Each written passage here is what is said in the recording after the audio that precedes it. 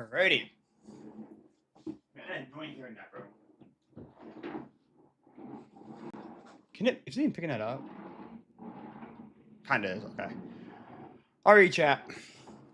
We're gonna be yes, reacting to a season of unfortunate events. So I actually have seen I'll say this right now. I have seen season 1, season 2. I have seen them, but it has been a very, very, very, very, very, very, very long time. Like I think it's been a few years or longer since I've seen the first 2 seasons. So we're gonna watch the first 2 seasons just to get a recap on the story. And I honestly forgot a lot that happens with the story.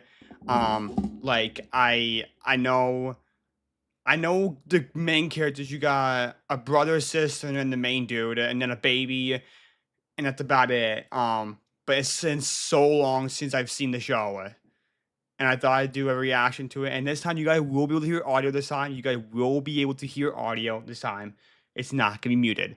So until then, let's go for it. Make sure that extra stream is actually good to go, and it's not like we live. Okay, are we actually live? Okay, cool. Make sure we're actually live. Dude, and then all right, here we go. So we're starting with the first episode. Spelled permanently wrong. Oh my gosh, I know I did. I was typing it fast, but I was kind of like rushing to get this done because it was actually a pain to get all this.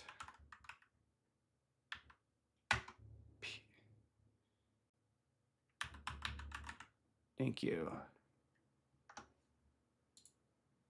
No, I want, nope. Thank you. All right, there you go. Look away, look away, look away. Oh man, so long. The show will wreck your evening, your whole life and your day. Every single episode is nothing but dismay, so look away, look away, look away. It has been so long since I've seen this. Lose their home and go to live with someone awful.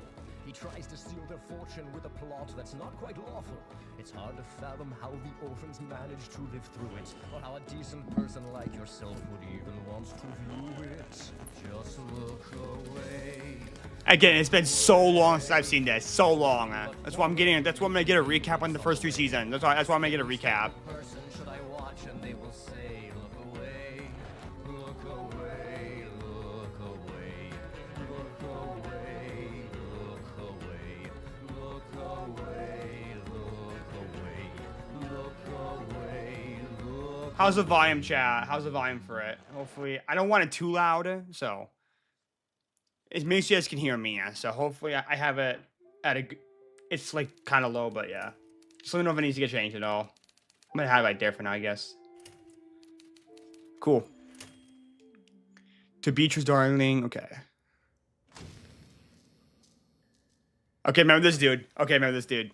He's like the narrator. Interested in stories with happy endings, then you would be better off somewhere else. In the story, not only is there no happy ending, there is no happy beginning, and very few happy things in the middle.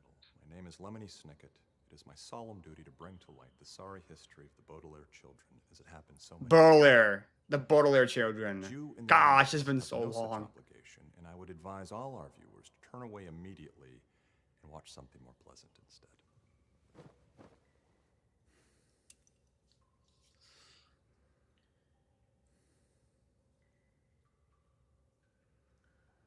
Really? Ha! He actually did The that. story will be dreadful, melancholy, and calamitous. A word which He actually like let it be silent for a while and let people click off if they wanted to. That's That is hilarious. because not very many happy things happened in the lives of the Baudelaires.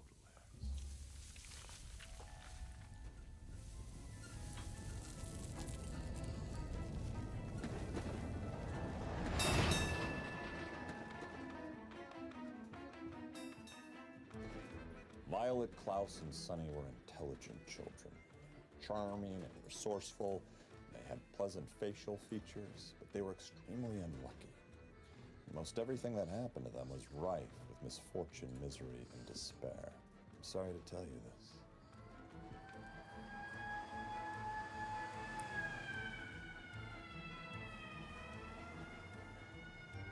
I'm looking at it right now. But I just know I know the idol. I just know the idol of it. Oh wow, bro. But that's how the story goes. Briny Beach, please. Baudelaire family lived in an enormous mansion at the heart of a dirty and busy city, and one day the parents rather unexpectedly asked their children to take a rickety trolley alone to the seashore. I wonder why Mother and Father didn't want to come with us. Maybe they don't like this rickety trolley. Rickety is a word here which means unsteady or likely to collapse at any moment. Hey kids, aren't you going to the festive fun fair with all the jolly rides and games and snacks? Festive means fun. We know what festive means. Thank you. Bro, these kids are so young. It's gray and cloudy. They get older though. I think in the last season they're a lot older. I just haven't seen season 3, but yeah. It was hot and sunny, the seashore was crowded with tourists, and it was impossible to find a good place to lay one's blanket. On gray and cloudy days, the Baudelaires had the beach more or less to themselves, so they could work together on their projects and experiments. Are you ready? Let's get to work. Do you think this will be as good as the mailbox? I think this will be even better than the mailbox. Violet Baudelaire was the eldest Baudelaire child. She Yeah, was Violet's the sister. What's their brother's name again? for inventing and building unusual devices. I'm having a problem with the grand. I think it'll say. Can you show me what the specific issue is? See, it toasts the bread, but the minute hand falls behind 5 minutes. It could be a problem with the gears. That'd be disappointing. I made them myself. When Violet Baudelaire tied her hair up like that, it was a sure sign that the pulleys, levers, and gears of her inventing mind were working at top speed. Klaus, at what angle? Klaus. The Klaus. Klaus Baudelaire was the middle child and only boy. He was a little older than 12 and wore glasses, which made him look intelligent. Of course, we still need the right projectile. He was intelligent. I didn't ask him. I told Mom it was the 3rd season, and I don't think she believed me. I understand this passage of Proust. Could you read it? I didn't know the 3rd season even existed. I think I've only watched 2 seasons, so. It could be the translation. Maybe it makes more sense in the original French. Sonny, do we have the right projectile? Sonny. Sonny Baudelaire was an infant, a word which here means a person of the age at which one mostly speaks in a series of unintelligible shrieks, so most people had trouble understanding what she was saying.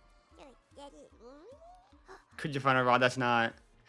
So she speaks like baby language. Communication skills, however, she made up for with the size and sharpness of her 4 teeth. Yeah, bro, that's crazy. She can actually just do that. Huh.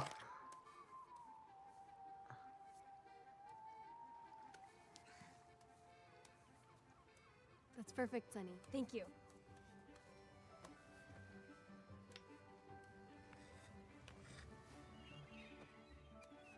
Excuse me, Bob, but why are you using your left hand? I'm curious to see if I can skip the rock as far with my left as I can with my right. I don't mean to criticize, but standard scientific method calls for stable systematics. You should use your standard right-handedness. That does seem Yes, reasonable. yes. It's the final season. There's no more. It's just 3.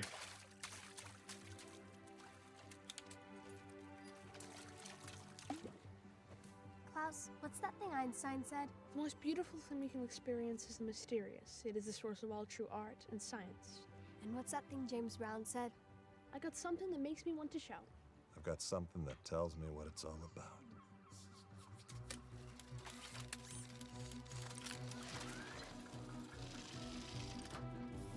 I know like the first episode is really slow moving. I think it's like really slow moving, but then it kicks into gear. I feel like in the next episode or so. I think the first episode is like really slow. I think. I'm super bad. Worked. I never expected otherwise. Yes, the invention worked. This would be a perfect time to leave and pretend the rest of the story was just as happy and successful. I just wish Mother and Father had seen it. It's not like them to send us off on our own so unexpectedly. Is this the guy? Oh no, it's someone else. Someone else.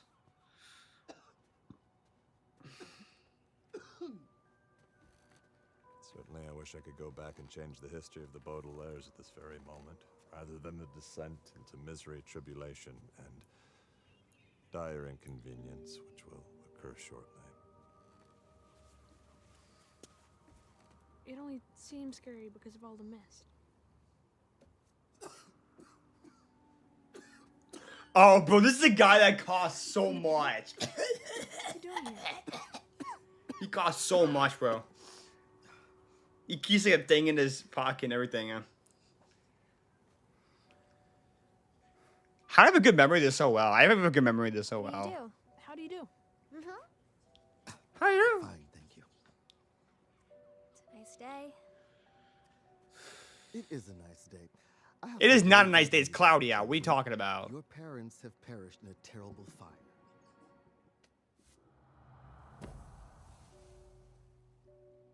They perished in a fire that destroyed your entire home.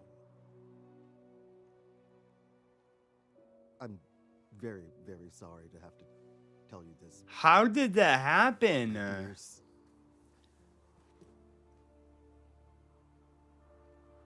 Perished means killed. We know what perished. Well, don't worry much. We are starting from the very beginning, so you won't be confused. I'm starting from the very beginning. Because I have watched the first 2 seasons of the show. I have watched the first 2 seasons, and then I haven't watched the 3rd season, and who knows how long.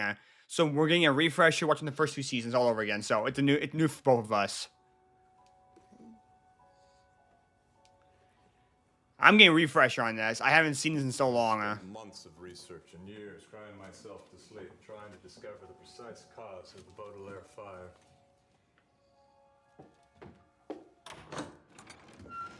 I remember the show was good, though. I remember it was good. It was good. It was good. I remember that.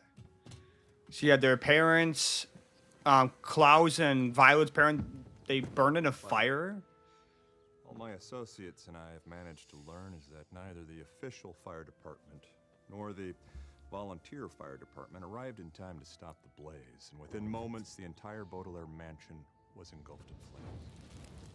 It is useless for me to describe to you how terrible Violet, Klaus, and Sunny felt in the time that followed. Wait, what is it? And within moments the Wait. All my associates and I have managed to learn is that neither the official fire department nor the volunteer fire department arrived in time to stop the blaze, and within moments the entire Baudelaire mansion was engulfed in flames. Wow, so the fire department didn't get there in time. How terrible Violet, Klaus, and Sunny felt Wow. in the time that followed. The fire department didn't Never get there in lost time. somebody It very was just too important to late. you, and you already know how it feels, and if you haven't, you cannot possibly imagine it. Wow. And then there was the new, the new guy. I wonder if he comes in this episode. Probably doesn't.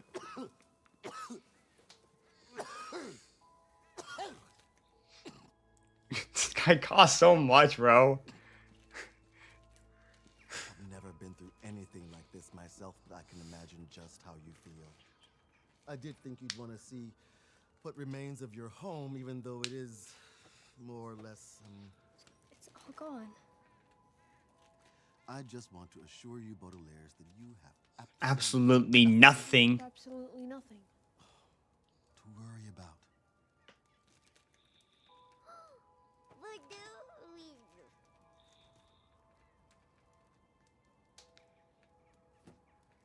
I am the executor of your parents' estate, which means I will be handling all matters concerning everything they left behind. What did they leave behind? Financial security. Your parents left behind an enormous fortune, which will be yours when Violet comes of age. Until then, you will be placed with a proper guardian or guardians, as decided by myself and my fellow bankers at Mortuary Money Management.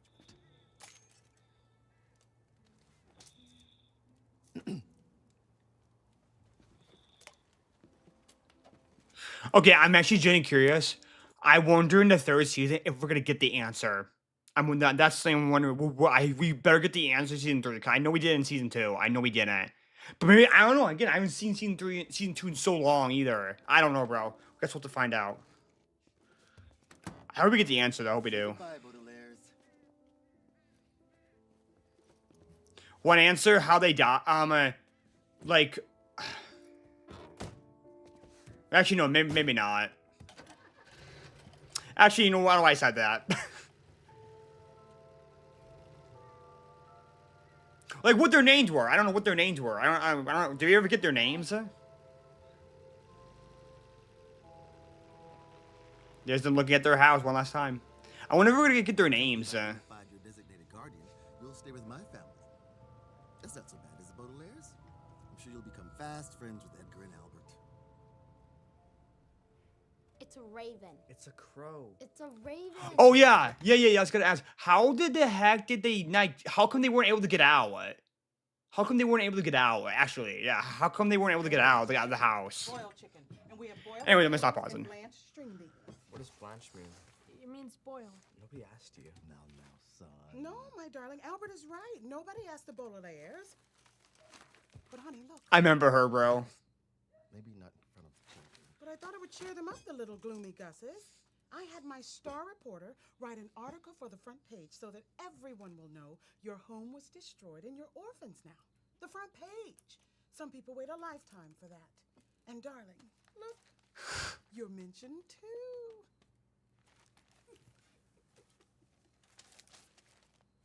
Generosity shown by a prominent member of the banking community. If your bosses at the bank see this, it may spell P-R-O-M-A-T-I-O-N.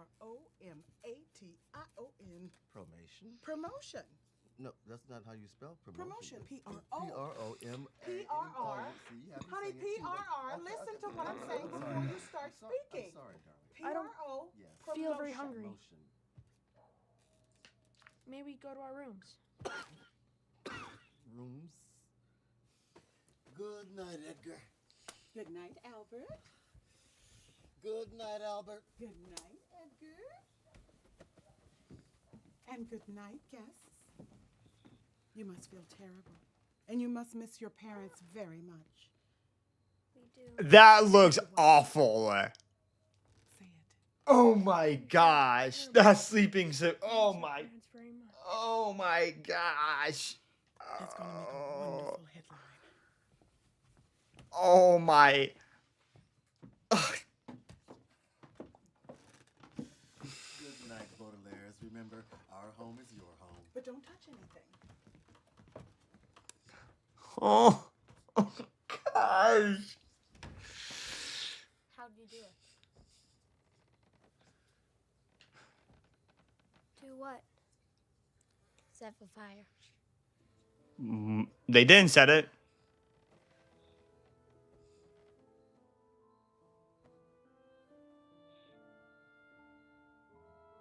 I won't be able to sleep, bro. I've inquired what became of the brothers Poe. One followed his father into the world of banking. The other lives in a cave and talks to sheep. They each think the other has it better. I regret to inform you, the Baudelaire's fate is worse.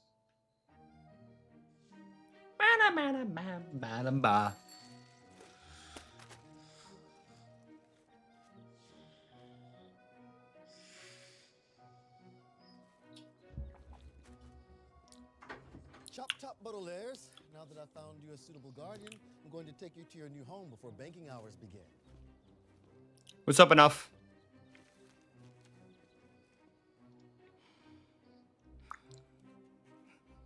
Why is she so happy about that, bro? That's kind of sad to be happy about that, bro. You orphans now.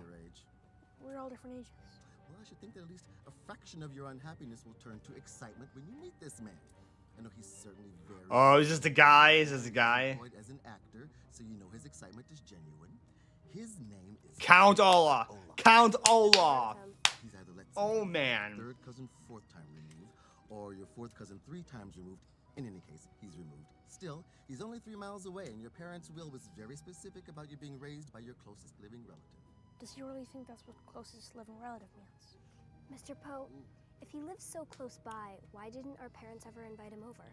Possibly because he was very busy. What's up, bro? As a banker, I'm often very busy myself, which is why this guardian drop-off is going to be a bit hasty.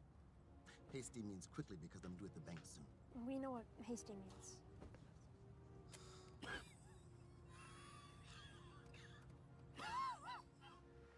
Hello there. Salutations. Shalom. Oh, I remember her. The Baudelaire children. Yes, I'm Violet Baudelaire, and this is my brother Klaus, and this is my sister Sunny. And this is Mr. Poe. He's been arranging things for us. Bro, her hair? What the heck, My bro? name and title are on the card, although I may be in line for promotion, so that might change. Where is that hair, bro? Justice Strauss of the High Court. Forgive my not shaking hands, but as you can see, I am a mountain of parcels. I just bought a new toolkit because my food processor broke, although I don't know who I think I'm kidding, because I have no inventive or mechanical skills whatsoever. Then I treated myself to new file cards for my private library, and frankly, I don't have an acute literary sense, and then, to top it all off, I forgot to buy a new bread knife. It means I have no possible way of cutting up this baguette into bite-sized pieces, which is really unfortunate because I was going to take the bread that was cut up with the white bean hummus. We'd be more than happy to be of assistance, Sister Strauss. My sister is very mechanically minded, and I'm quite adept at library science. Well, yeah. What my sister means is her teeth are perfect for slicing bread. Well, how wonderful. How lucky am I to have such unusual children in my life? Are you Count Olaf's wife? What? Oh. Oh, no. Goodness me, no. No, I don't even really know him that well. He's just my neighbor. His house is over there.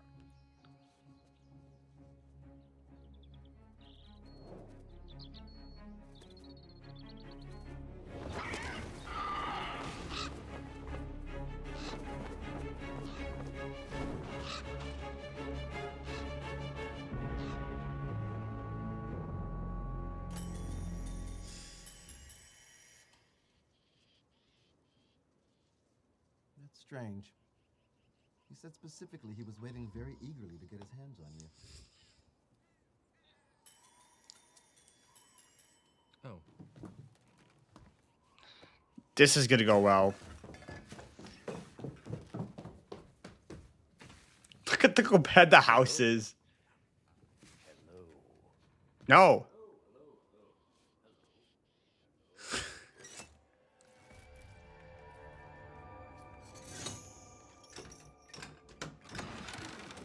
Hello, hello, hello, children.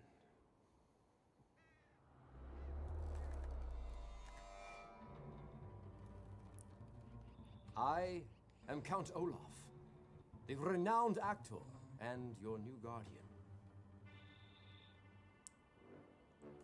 You're welcome. Thank you. You're welcome. Please, come in, and mind you wipe your feet on the mat so you don't track in any mud. And don't forget your enormous fortune.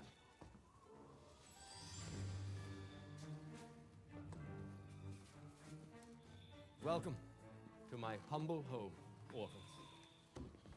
And a man with a hat on. Poe. Actually, I'm about to be rather wealthy, so if you'll excuse me. We spoke on the phone. I'm from Mortuary Money Management. Money sounds familiar. The bank.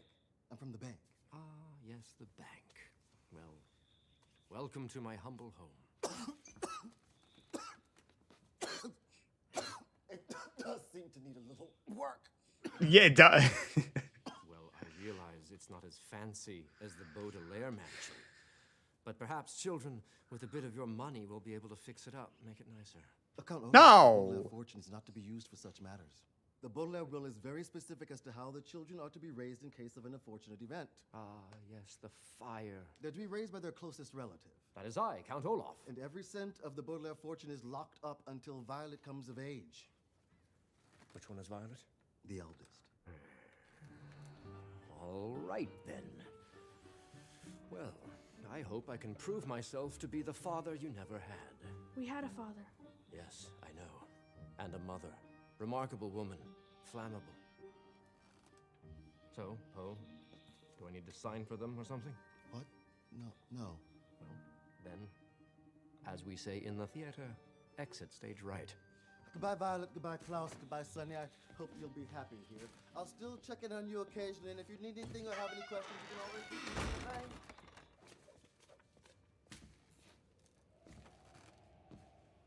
This is where it all starts.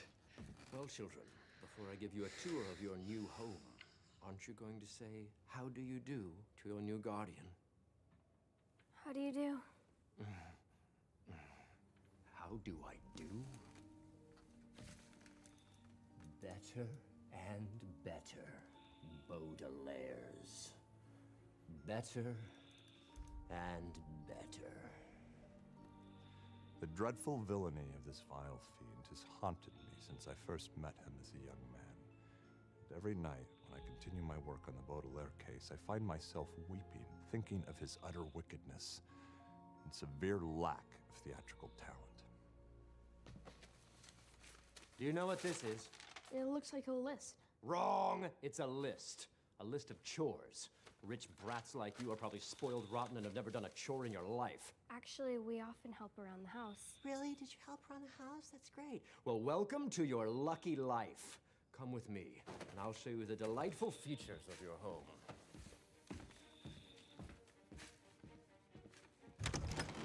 This is the kitchen, where you may help yourselves to meals. I expect you to keep everything gleamingly clean. Gleamingly. Clean. The stove is a bit like a servant. You have to whack it sometimes to get it to work. You can like whack it. This is the library, which you will keep well dusted. This is where I do all my reading. Gosh. I don't use the ballroom at all. You'll have to redo the floors. Bro, what? Laundry room. You can hang my underwear on that rack when you're done washing it. God, bro. This is the backyard, which needs weeding, mowing, and pruning. It is also where you will chop wood.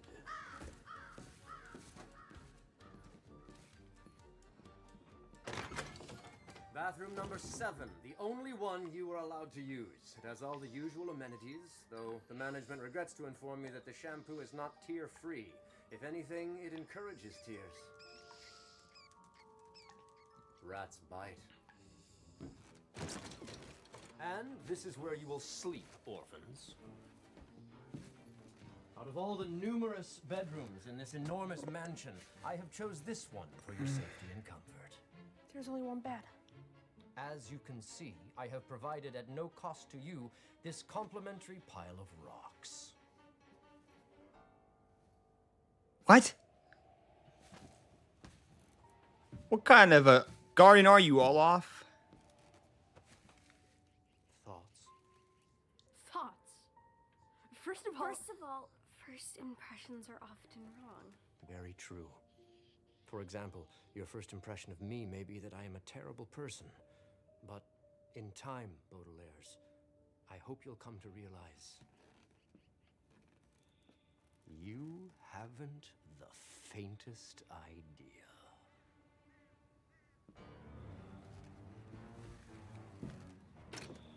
I'll give you a moment to unpack.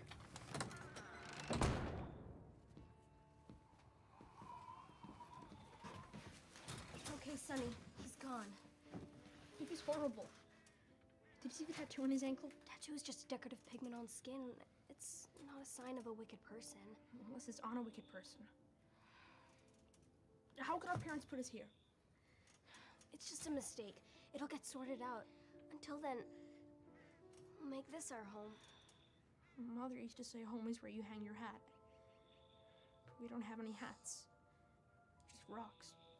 Cuz, have you read any books on people who make homes in difficult places? There's a village in the Pacific Islands, suspended on ropes above an active volcano. How do they manage? They own very little in case it erupts. Then we're already one step ahead. We own nothing. If they can survive that, we can survive Count Olaf. Showtime. Remember, if you work extra hard, you get to go to the ball room, which is even grimier. Hang on to your toothbrushes. You'll need them for your teeth. Stay here, and not a peep.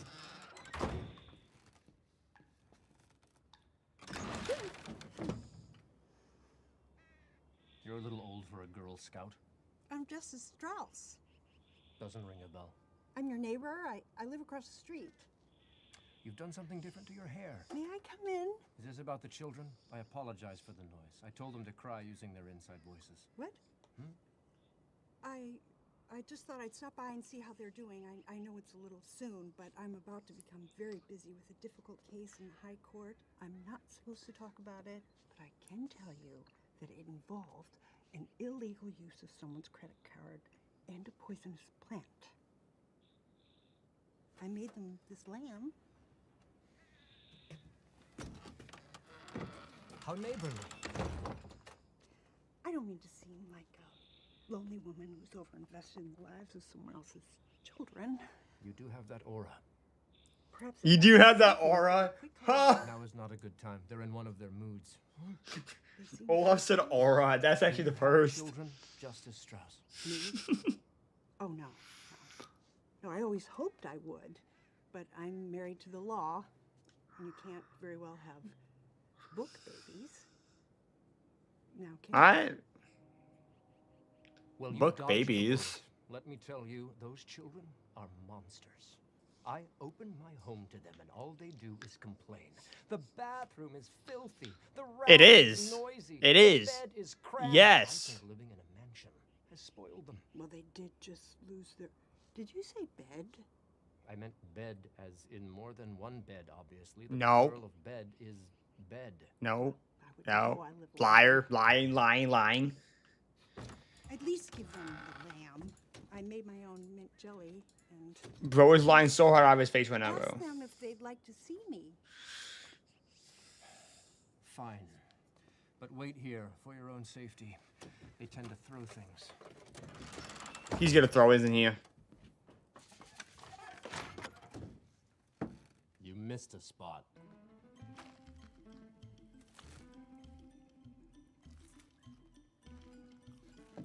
Yeah, bro, I remember this so much, dude.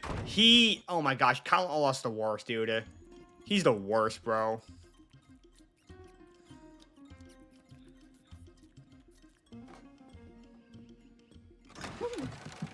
They don't want to see you. Are you sure? What did they say? The lamb was too salty. Rich kids. Oh, I see. If only Justice Strauss had been able to get past Count Olaf. If only she'd seen the children and their horrible circumstances. If only this world weren't such a wicked and topsy-turvy place. The story might have turned out differently.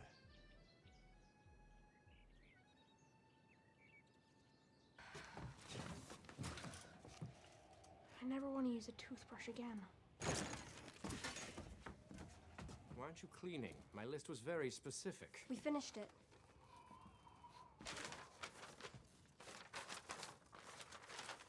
You didn't. You even wash your underwear. You missed one. You still have to prepare a large meal for myself and my theater troupe. We don't know how to prepare a large dinner. Plan the menu, purchase the ingredients, prepare the food, set the table, serve dinner, clean up afterward, and stay out of our way. How can we purchase anything? We don't have any money.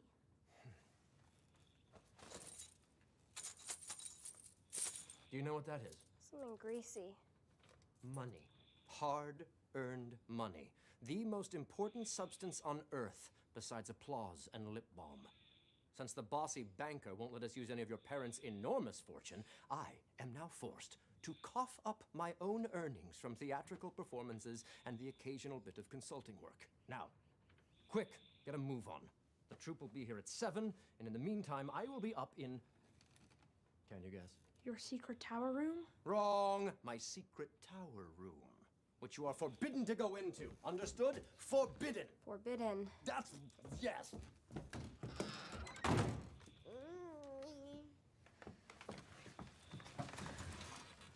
How are we supposed to cook dinner for an entire theater troupe? We start with a recipe. Do you think Justice Strauss's library has any cookbooks?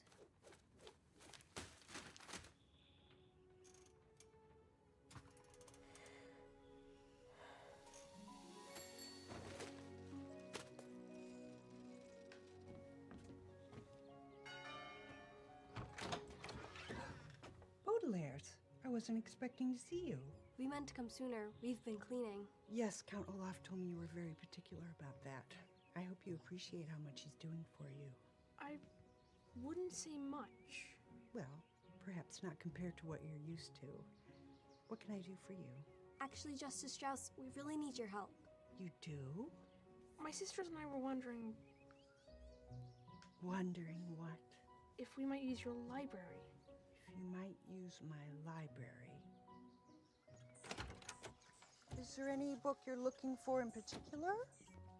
A cookbook so we can make dinner. I suppose anything but lamb. Well, my private library is open to you whenever you'd like. It's mostly law books, but there's sections on everything from Italian cuisine to the world's most threatening fungus.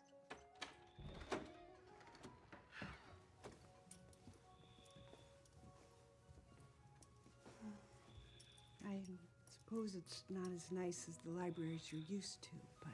It's marvelous. It's wonderful. Do you really think so? Yeah! That means she likes it. Well, I'm so glad. The cookbooks are over there in section G, and right here is my favorite table for serious research. Do you have a paper and pencil to take notes? Always. What's that? It's something my parents had. What is it? I don't know.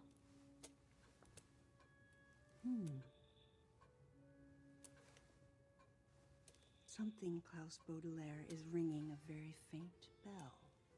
A library is like an island in a vast sea of ignorance. Don't you agree? I do, particularly if the library is tall and the surrounded area has been flooded. That's a very good point. These books look promising. Klaus, help your sister. Let me see what I can find here. I think I found something. Pasta puttanesca. I wonder what that means in Italian. All we have to do is saute garlics and onions in a pot and then add olives, capers, anchovies, diced parsley, and tomatoes to simmer. We still need the pasta. I saw a pasta machine in Count Olaf's kitchen. It looked broken, but I think I can fix it. Justice Strauss, Yes. is there a supermarket nearby? Oh, no. But there is a local open-air market and gin distillery.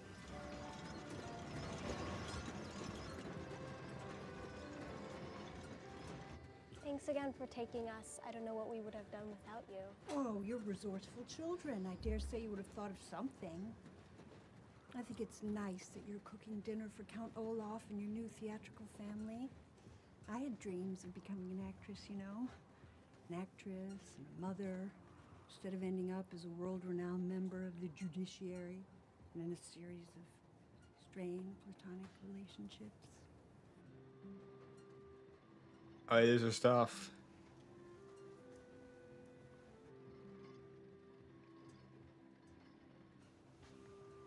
Baudelaire's? I always find cooking for family to be something of a mitzvah. Do you know what that means? Commandment? Blessing. You children have had such sorrow in your lives already. You deserve the blessing of a new family with Count Olaf, and if you don't mind my saying so, with me. We don't mind your saying so.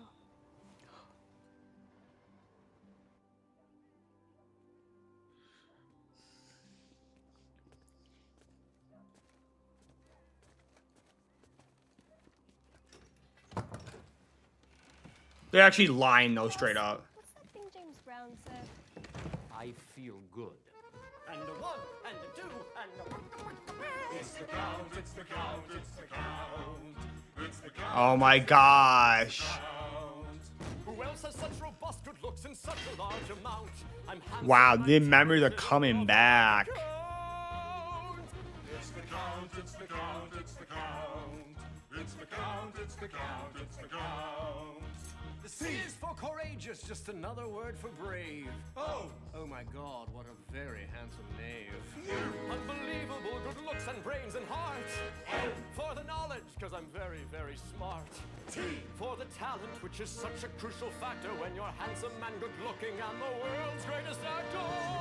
It's the count, it's the count. It's the count, it's the count, it's the count.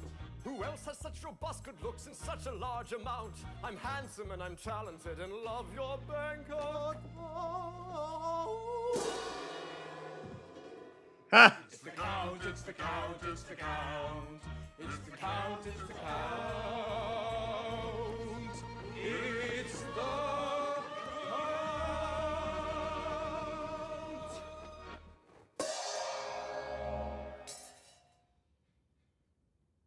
The count. Yes, we've met.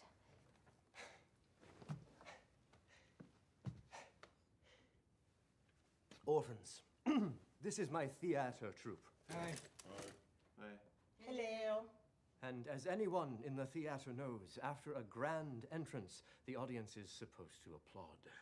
They have food in their... We're not an audience. No, orphans, you are not. But we have been preparing an exciting new production that on opening night will change your life. All of the artistic and financial aspects of my career are finally coming together like two pieces of a bread in the middle of a sandwich. What my sister means is that... I don't care what she means. I don't have time to learn a second language besides whatever it is I'm speaking right now. In any case, we demand congratulations. Congratulations. A big round of applause. And the delicious meal that you promised myself and my troupe. Every time she talks, it's like the tines of a fork are being jammed What into my sister pipe. means is dinner will be served shortly. But what are we supposed to do until then? We could wait patiently. How about the wine, Olaf? Yes, wine. We had that nice rosé last time. It wasn't rosé, it was just watered down. Okay, fine. I'll open up a box of the Merlot. Yeah, wait, count a lot, bro. Stop, bro. Like, you've done enough. Like, shut up, bro. An associate of mine named Brillet Savarin famously said to invite people to dine with us is to make ourselves responsible for their well-being as long as they are under our roofs. But he was an 18th century philosopher and gourmand, and these were three children with very little catering experience.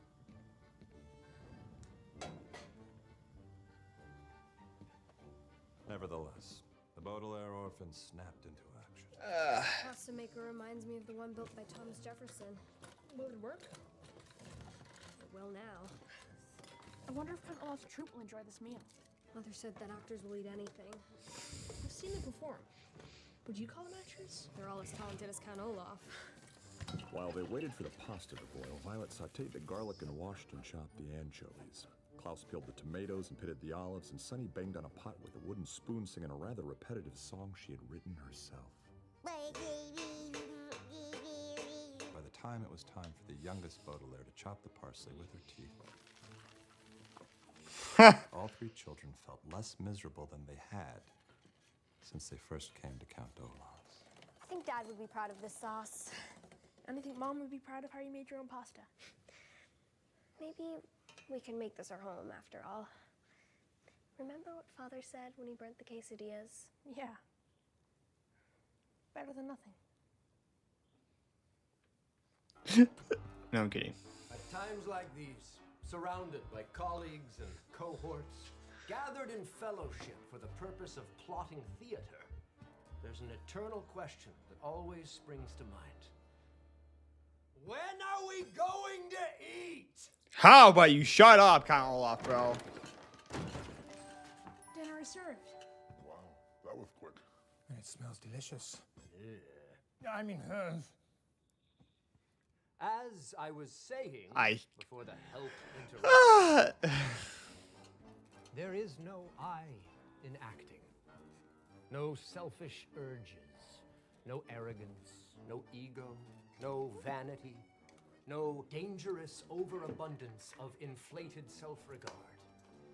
There is only what the French call a certain escargot. It is the first burst of applause when the curtain rises. The second burst of applause when the leading man glides out from the wings, faces his crowd, and recites the... Soliloquy.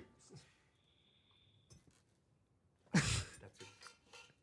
His soliloquy. It is the thrill of the 14th mandatory standing ovation. I give and I give to my public, just as I give and I give to these orphans. But sometimes, and every actor does this, I ask myself, is it worth it? Is it really worth it to chase an enormous fortune? Boss. Where's the roast beef? What? The roast beef. We didn't make any roast beef. We made puttanesca sauce. And homemade pasta. What? No roast beef? You didn't tell us you wanted roast beef. Look at my guests. They can hardly touch this revolting foreign food. Oh, I'm gonna scream, bro. Oh my god. Ah! In agreeing to adopt you, I became your father. And as your father, I am not someone to be trifled with. You can't go easy on children. They need to be taught to obey their elders. You asked them to make dinner, and all they did was slap together some disgusting sauce. That's what happens with wealthy kids. Money is really a corrupting influence. Well, let's not get carried away. You're a pretty little one. I demand that you serve roast beef to myself and my guests. We don't have any. We made pasta puttanesca. Sonny, put her down. Alas, poor Sonny. Let her go.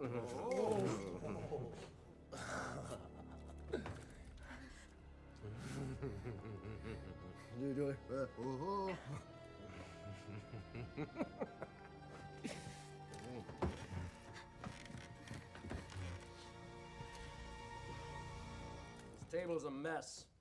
There's hardly a place to put down a baby. Sonny.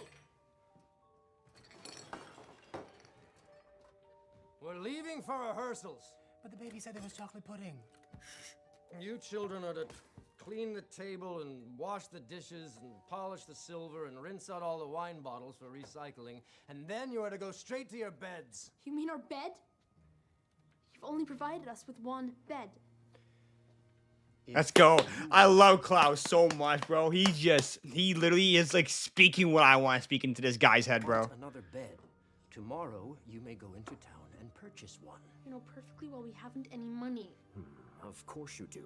You three lucky orphans are inheriting an enormous fortune. The money our parents left behind is not to be used until Violet.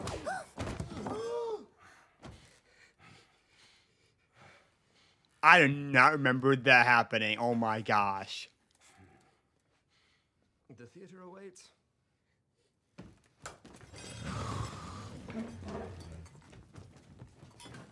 I cannot believe this slap Klaus. I don't know. Are you all right? No. This isn't. What? Better than nothing.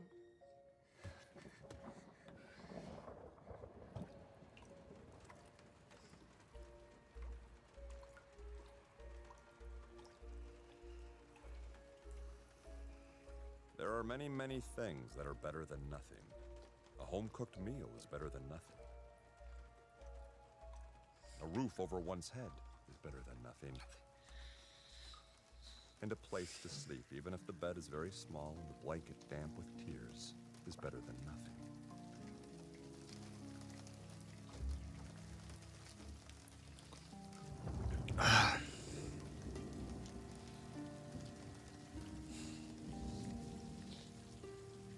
But being raised in a violent and sinister environment by a man more interested in one's fortune than comfort and well-being is not better than nothing. And as the Baudelaires would discover, there are some things that even a long night of introspection cannot change.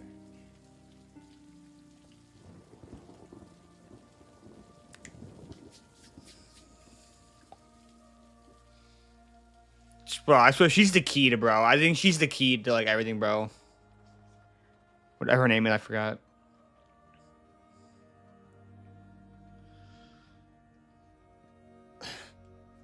Excuse me. The Baudelaire orphans knew they had to find a way out of their dreadfully unfortunate circumstances and perhaps solve the mystery of how they ended up in them. I have the same dedication to researching and presenting this story no matter what dangers it puts me in. Trouble and strife can cover this world like the dark of night, or like smoke from a suspicious fire. And when that happens,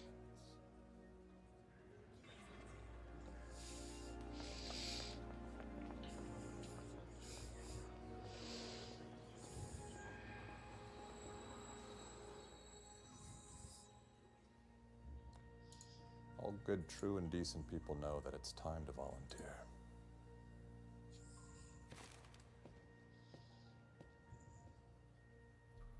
I'm worried about the children. Me too. They're in danger, I know it. We need to get to them. We need to get out of here first. It's that thing Einstein said. They're not dead.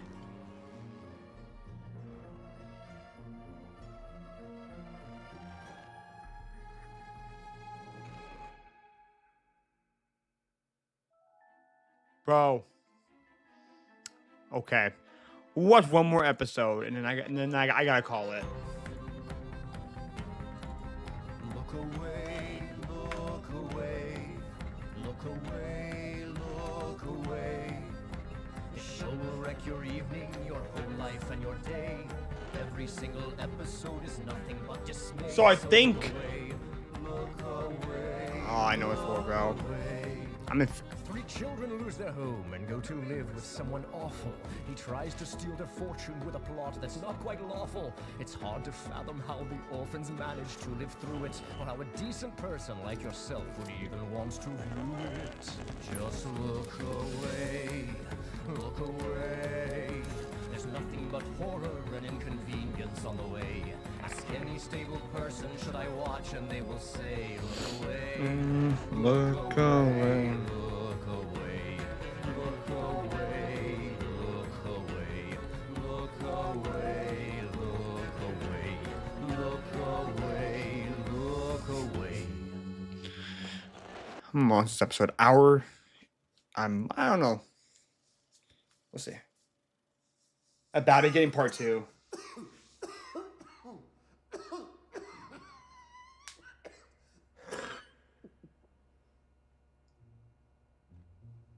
Ew, dude, yuck.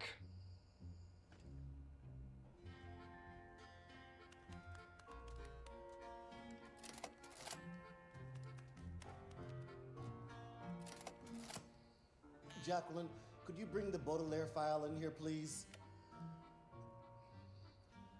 Hello, my name is Lemony Snicket, and I'm sorry to say that the alleged entertainment you are watching is extremely unpleasant. Jacqueline, could you bring the Baudelaire file in here, please? From the beginning of this miserable tale to the last melancholy scene, I cannot think of a single line, a single word that does not chill me to my deepest bones. Jacqueline, could you bring the Baudelaire file in here, please? However, the sad history of the Baudelaire orphans did not begin in the private, somewhat ill-decorated office of Mr. Poe at Mokshuari Money Management. Jacqueline, could you bring the Baudelaire file in here, please?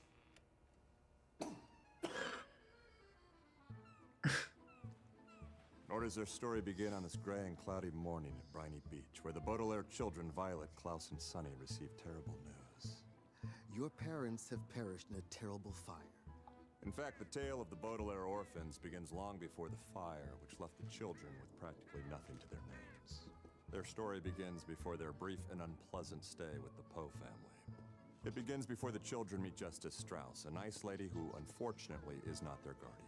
And before the Baudelaire orphans were placed under the care of a terrible actor with a mysterious tattoo of an eye on his ankle, who made the Baudelaires sleep in an awful room, do a series of difficult and irritating chores, and cook dinner for his disreputable and largely untalented theater troupe, resulting in an act of violence that ought not to be shown on screen.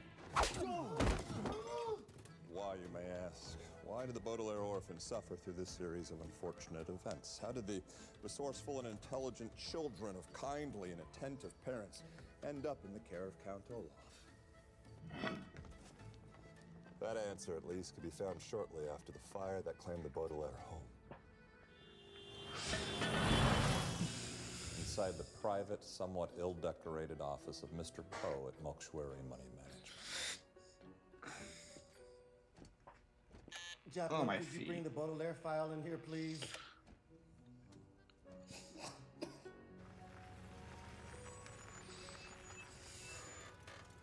Do you know what the question I'm asked most is? Will you please leave the premises? Why do I do it? Count Olaf, they ask me, Why are you an actor? Why not a model? Or a millionaire playboy?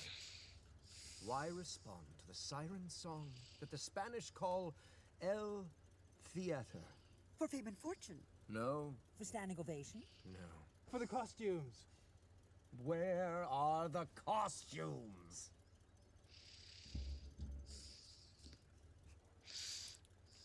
Nobody brought the costumes?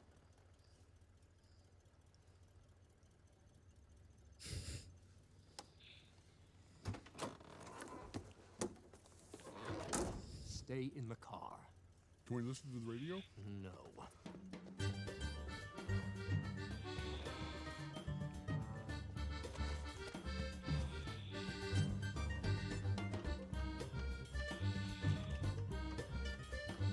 Bro.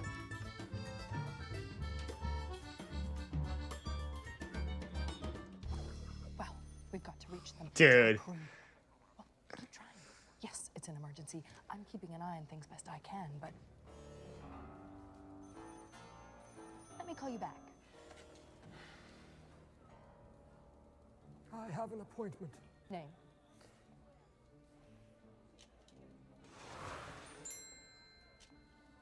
Haircut. Haircut. Yes, Sika. Haircut is my name. Jessica Haircut. Yes, yes, Sika. Could you bring the Baudelaire file in here, please?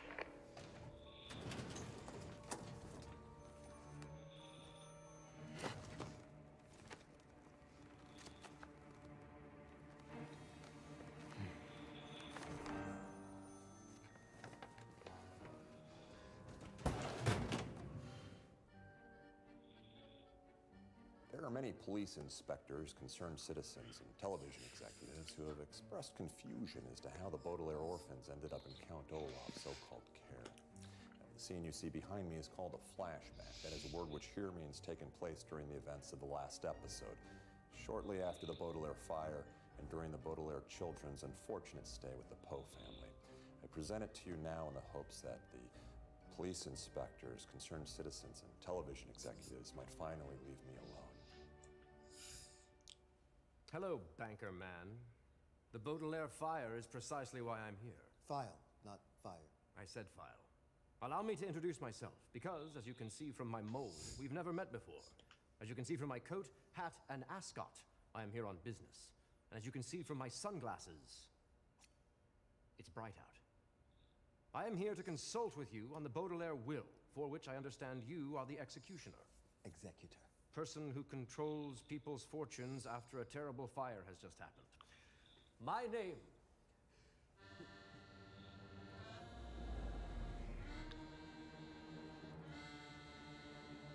is Jessica Haircut. That's strange. I have an appointment for a haircut right now. Jacqueline, please cancel that haircut. Mr. Poe, there's an urgent matter. No. I want to hear what this man haircut has to say.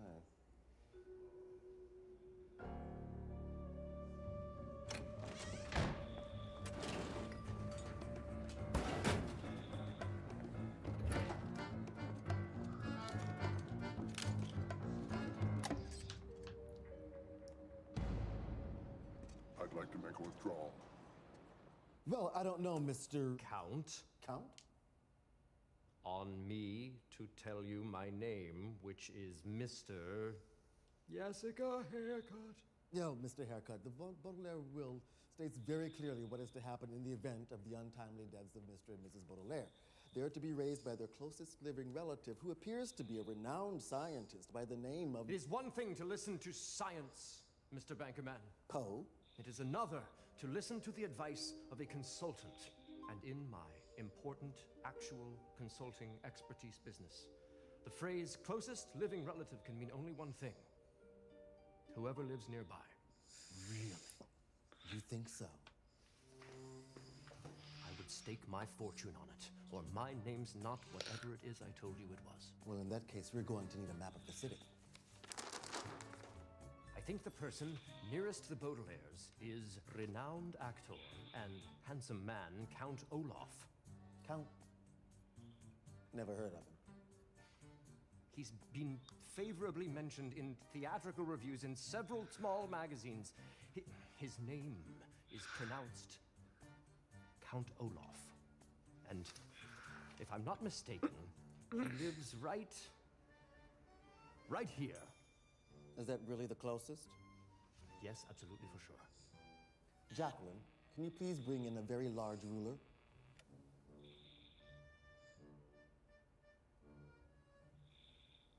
Jacqueline? Guess I'll get it myself.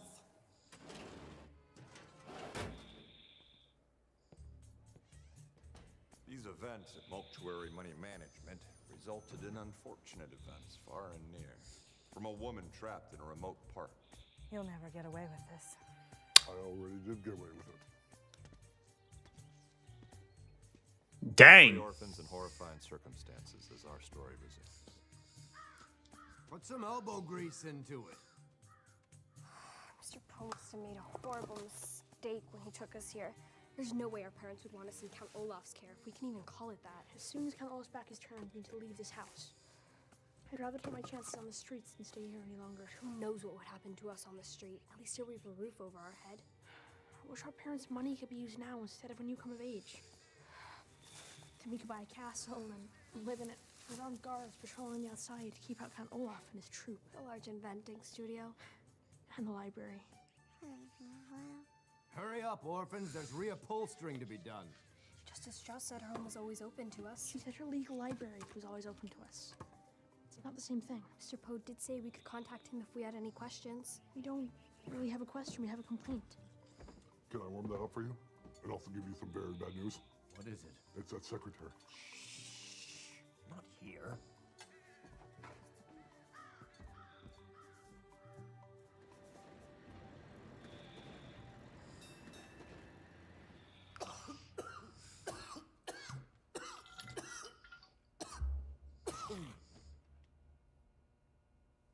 An emergency? Very well, but I'm quite busy. My old secretary, a distinguished professional who showed up without fail for many years, has vanished. I've hired an underemployed artist with no prior experience who needs the occasional day off for auditions and performances. Plus, I've already had to reschedule a haircut several times. What can I do for you? Count Olaf is a madman. We can't stay with him. He struck Klaus across the face. See his bruise? No, excuse me. Poe here? Yes?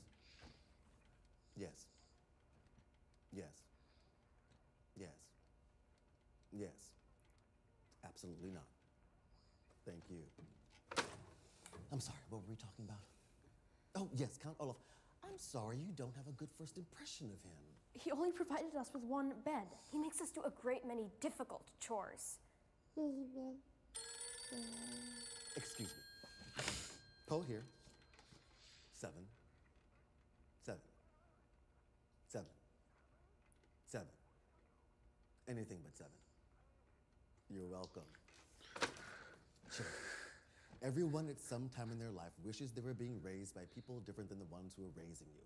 When I was a little boy, I would have given my eye teeth to be raised by an actor. He calls us orphans. You are orphans. He has terrible friends. I have terrible friends. Speaking of not understanding a word someone is saying. Baudelaire, are you familiar with the term in loco parentis? Sounds like Latin. Latin and legal. In loco parentis means acting in the role of a parent. It is a legal term and it applies to Count Olaf. The actor is acting as your parent. And as your legal guardian, Count Olaf may raise you using any method he sees fit, so I'm sorry if your parents didn't make you do household chores or if you like their friends more than you like Count Olaf's friends, but there are certain things you must get used to. Now, I'm sorry if I have to usher you out post-haste, but I've got work to do. Post-haste means very... It means he'll do nothing to help us. Oh, on the contrary. I have my new secretary give you a ride home as soon as he's finished typing up that report. I think we need to call the IT guy. That man works for Count Olaf. He did say Count Olaf was one of his professional contacts. It was good seeing you, Baudelaire. We're not going back to Count Olaf's house. Look at Klaus's face. Oh, no, no, no, orphans. Look at mine. Shall I let them off the hook?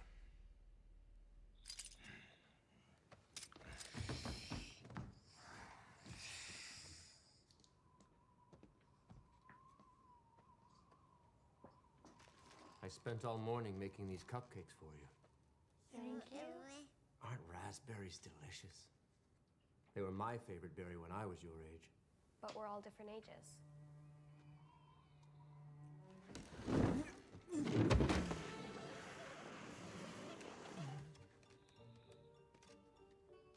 I want to talk to you about something.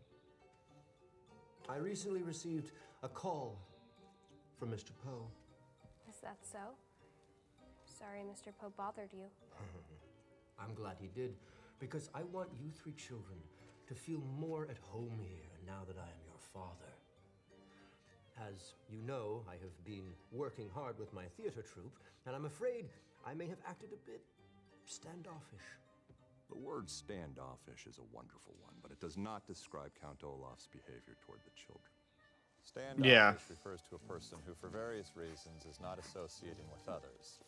It is a word which might describe someone. Bro, she's carrying a 300 bag. Bro. Instead of talking to another person. That's wild.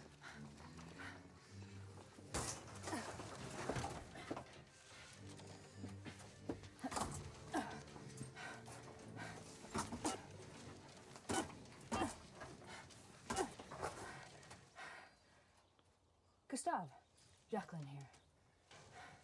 It would not describe somebody who provides one bed for 3 people to sleep in, forces them to do horrible chores, and strikes them across the face. Therefore, There are many words for people like that, to make you feel a little more at home here, but standoffish isn't one of them. I want you to participate in my next play. Participate how? I'm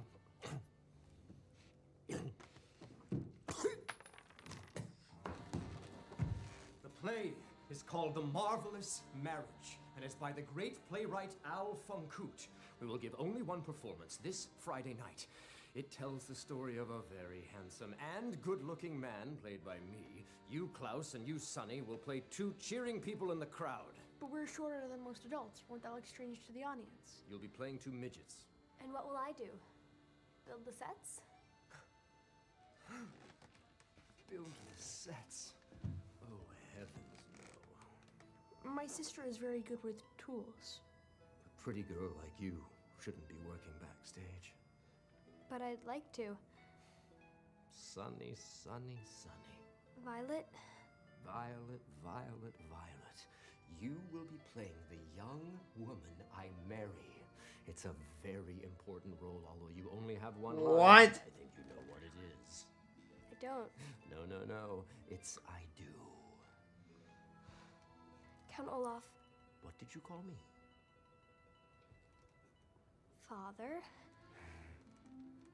I'm not sure I'm talented enough to perform professionally. I'd hate to disgrace your good name and the name of Al Funkut. Plus, I'll be very busy the next few weeks working on my inventions. And learning how to prepare roast beef. You will participate in my theatrical performance. I would prefer it if you participate voluntarily, but as I believe Mr. Poe has explained to you, I can act loco parentheses. In loco parentis. Poco de Laurentiis. In loco parentis. The point is, I can order you to participate, and you must obey. Now with that attitude. Now go talk to the woman in the wig. I can't stand looking at you anymore.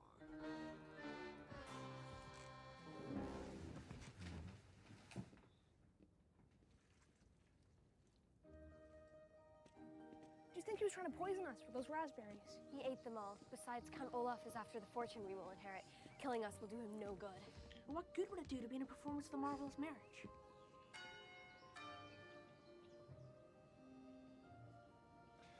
Marriage is like sharing a root beer float or agreeing to be the back half of a horse casting. Even when it's happening on stage, you should only do it with the people you love. Wait, who they had? I have never been married myself. I once desperately loved a remarkably brave and bravely remarkable woman who, when I asked her if she would be my wife, found for complicated and unfathomable reasons she could give me no answer. No answer.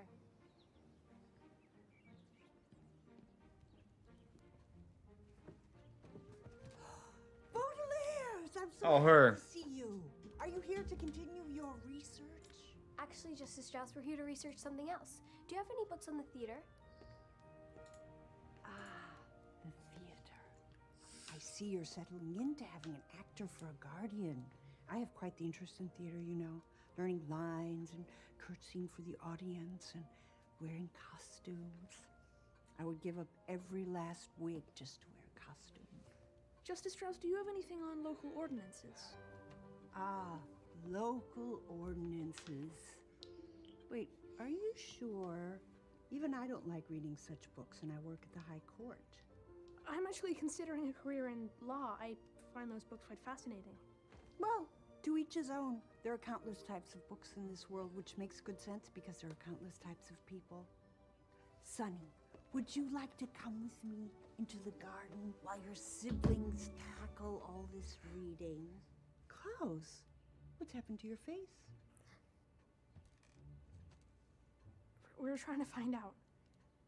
Well, I do have a section on rashes. It's right next to Chinese cars.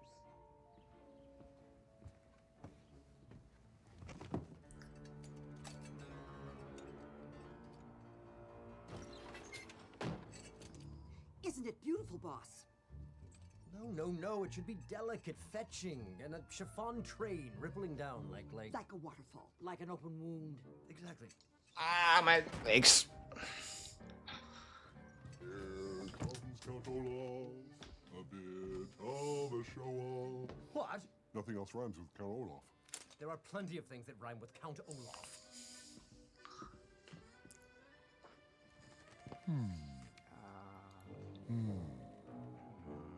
Rice pilaf. Got it.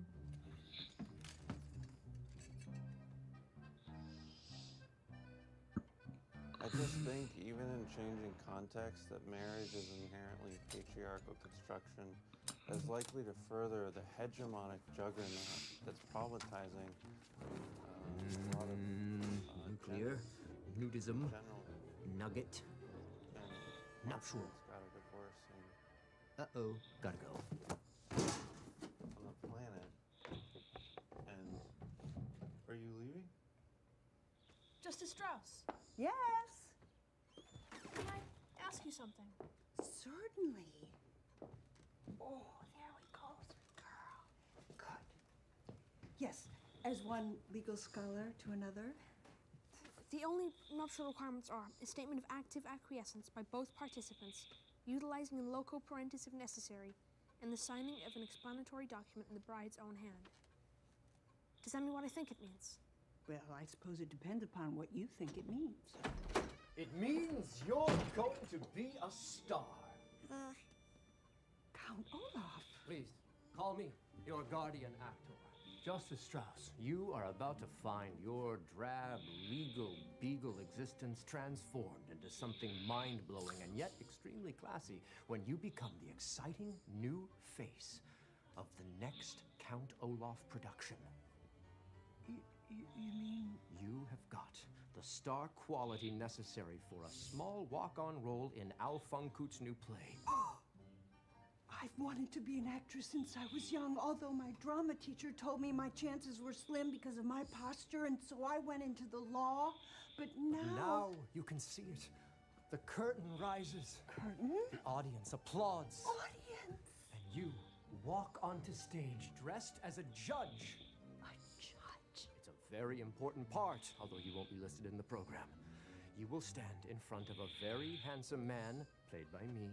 I get to share the stage with Count Olaf? While a stunningly costumed bride, played by Violet, stands beside me. You are so lucky, Violet.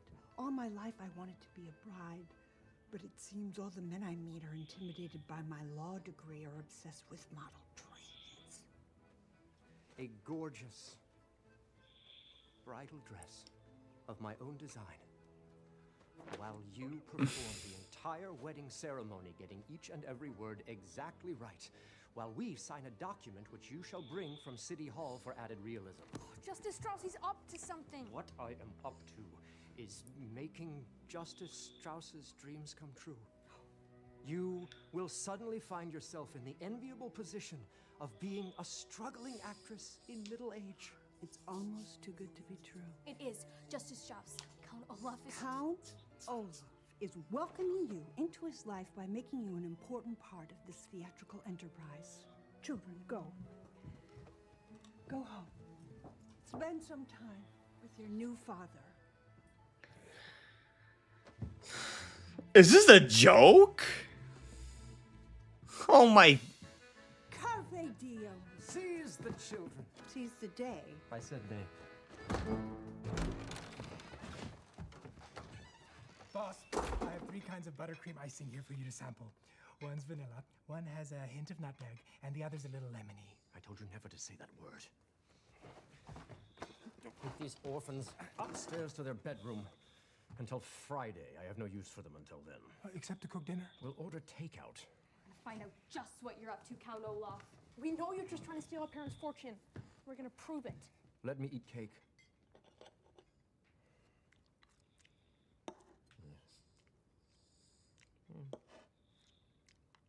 Oh my. Oh my. Get into your pajamas and say your prayers, unless you're atheist. You can't. You're atheist. Prisoners. Listen to us. Count Olaf is... No. You listen to me, little boy, and you listen very carefully. The only reason why Count Olaf hasn't torn you limb from limb is because he hasn't gotten a hold of your fortune. But you ask yourself this question, all of you.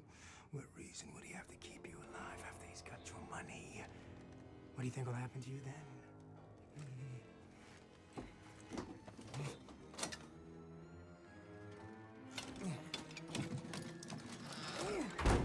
This is terrible. Terrible. Awful. What's gonna happen? I don't know. But I know what I'm gonna do. I'm gonna stay up all night with a book. Klaus was not reading for his own enjoyment, to try to rescue his siblings from a terrible predicament. The book was not at all interesting. The book was long and difficult. He found himself reading the same sentence over and over. He found himself reading the same sentence over and over. By night's end, Klaus had found out all he needed to know. His hopes rose with the dawn. Although, unfortunately,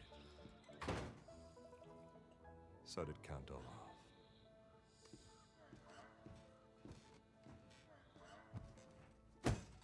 What are you doing here? You're supposed to be in your room. I was in my room all night. And I know what you're up to. Me? I'm just having my morning coffee, although I can't seem to find the sugar bowl. The only nuptial requirements are a statement of active acquiescence by both participants, utilizing in loco parentis if necessary, and the signing of an explanatory document in the bride's own hand. Let me give you a piece of advice. If you use fancy pants words first thing in the morning, you're going to end up a very lonely man. I figured out your scheme. You're not going to marry Viola figuratively, you're going to marry her literally. Literally? That's outrageous. Wait. Literally? Literally. You don't know the difference between figuratively and literally, do you? He's roasting cow. It is very useful, whether one is young or in late middle age, to know the difference between literally and figurative. Literally is a word which here means that something is actually happening, whereas figuratively is a word which means it just feels like it's happening. If you are literally jumping for joy, for instance, that means that you are leaping through the air because you are very happy. I'm leaping in the air because I'm very happy. If you are figuratively jumping for joy, it means that you are so happy you could jump for joy, but are saving your energy for other matters. I'm so happy I could jump for joy, but I'm saving my energy for other matters. So literally would be in actual marriage, whereas figuratively would be marrying her for the purposes of theatrical entertainment. Yep. I knew that. I was testing you. If my sister says I do and signs a piece of paper while Justice Strauss is in the room, she's legally married. This play won't be pretend, it'll be real and legally binding. I wouldn't marry your sister if she were the last orphan on Earth. A man like me can acquire any number of beautiful women who don't complain about doing their chores. What's in it for me? A legal husband has titular and practical control over any relevant fiduciaries, resulting in aggregate financial dominion over any spousal holdings. I don't think a boy your age ought to be using the word titular. If you became Violet's husband, you'd gain complete control over the Baudelaire fortune. But a prospective spouse must be chronologically sound and appropriate in regards to the age of consent according to prevailing community standards. My sister isn't old enough to get married, even if she wanted to. Tell me, bookworm, can you name me a language that was spoken by ancient Romans and is still spoken by very irritating people today? Latin. That's right. And can you translate the Latin phrase in loco parentis? Acting in the role of parent. That's right. And that's me. You see, Violet can get married if she has the permission of her legal guardian. And she does. In fact, she has more than permission. She has enthusiasm. The enthusiasm in the world won't get us to participate in your horrible plot. Mr. Poe will hear about this. Your plan will not be performed and you will go to jail. Here comes trouble, throw the rice below. Excuse me. Sorry to interrupt everyone, but that brave and clever boy with the horrible glasses has just figured out our dastardly plan. Yes, thanks to his stupendous library book, the orphans have achieved a grand victory over our evil ways. Oh no. Whatever will we do? I guess we will go to jail. For a very long time. I guess that proves reading really is fundamental. Violet, do you think your booky little brother is very brave and clever? His work speaks for itself. Count Olaf wants to marry for real, while you and Justice Strauss and everyone else thinks it's just a play. But I'm not old enough to get married. You can with the permission of your legal guardian. In loco parentis. We have to get Sunny and get out of this wretched place.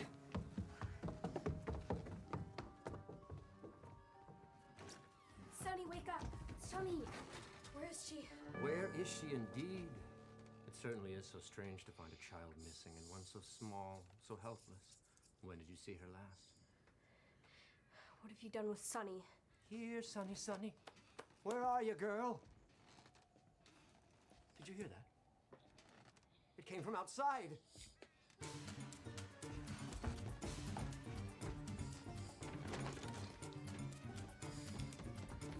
Sunny? Oh, you're not looking in the right place. For children who read so much, you two are remarkably unintelligent. She's not here. Oh, don't look so down.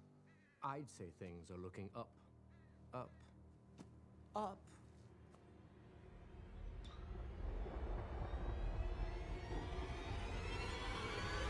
I knew it.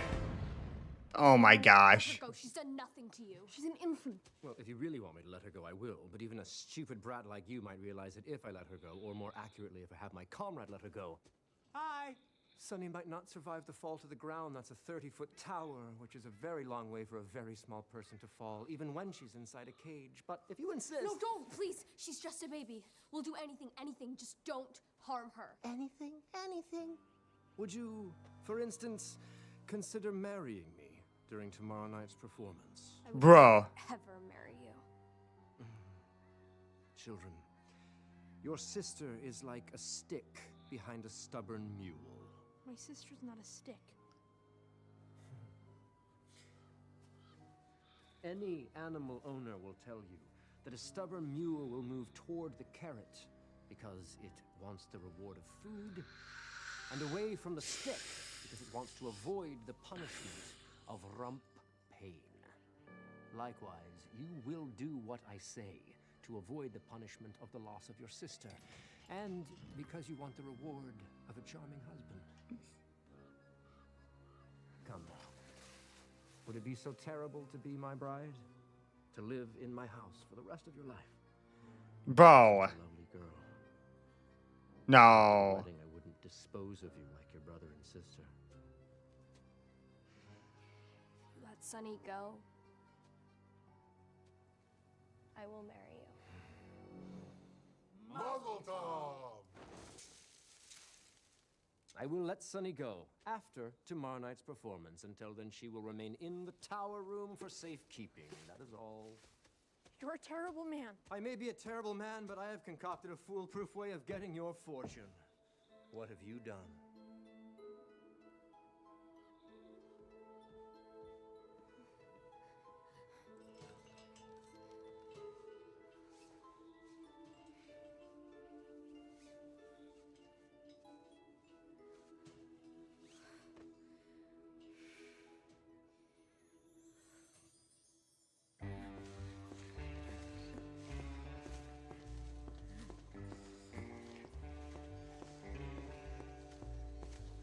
She really drag herself all the way down there?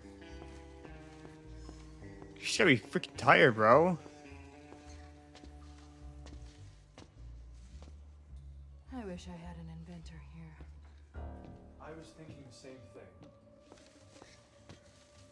How much time's left? Almost done. You came. You sent for me. Things are disastrous. Everything's gone wrong. I thought so. Dr. Montgomery and I were expecting the Baudelaire children days ago. Dr. Montgomery's supposed to be the Baudelaire parents wanted in case of fire. What went wrong? Why haven't we seen them? Mr. Poe listened to the advice of a consultant. A consultant? Dear God, why would anyone listen to a consultant? I'll give you a hint. His name rhymes with rice pilaf. Are you free Friday night to attend the theater? We might be able to get things back on track without calling attention to ourselves. Of course. But what shall we do until then? Could you cut these ropes for me? The children must be so frightened. We're all frightened, Gustav. Sonny must be so frightened. We're all frightened, Klaus. You should get some sleep. Pure dismantling my bed. You Sonnies. You stayed up all last night trying to find out Count Olaf's plot. It's my turn. It didn't help us. Yes, you did. You just didn't finish the job. Remember when our parents first brought Sonny home? She ripped the doorknob off the nursery. Mother and Father, they made me promise to always look after you two and make sure you don't get into any trouble. Let me keep my promise.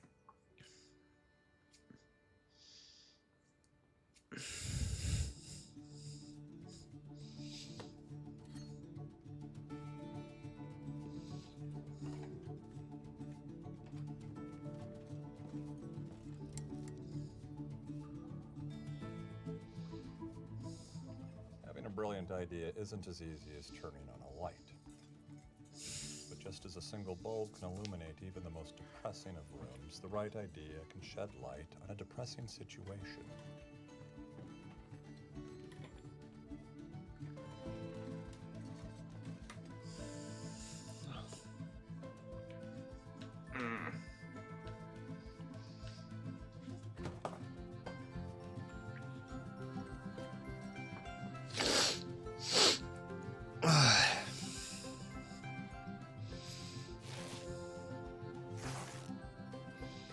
As inventing workshops go, Count Olaf's bathroom was small and dimly lit, but the inventing area in Violet's mind was large and bright, and inside of it was everything she needed.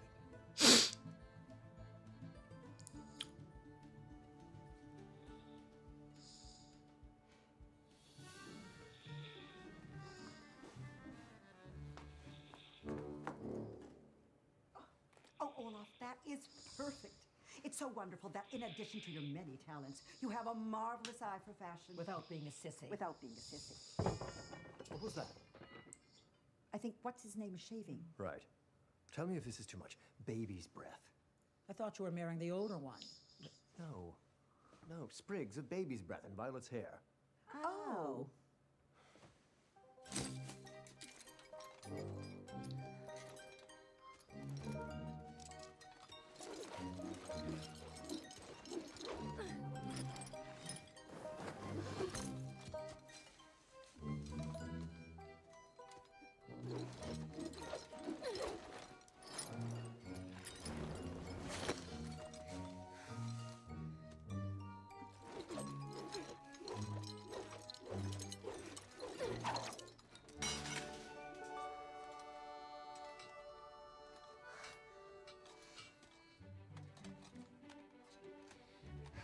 The most beautiful thing we can experience is the mysterious.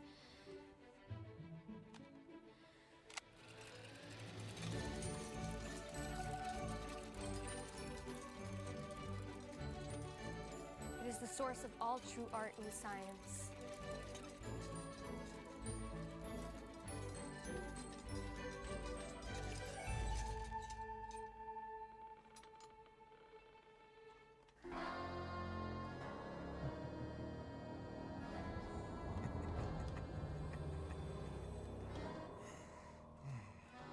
how pleasant that you could join us. What are you gonna do with me? I said have a seat. No, you didn't.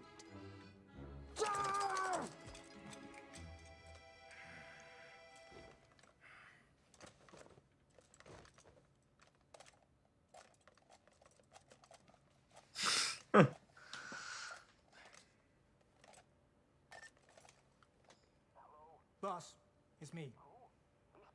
Me. Your henchman with... Yeah. Your blushing bride just climbed up here to try and rescue the biting brat. Oh, I don't know. What, some sort of, a ropey thing? It was a grappling hook. She says it was a grappling hook. I don't know, boss. No, yes, boss, of course, I understand. She's yours. Okay. Over and out.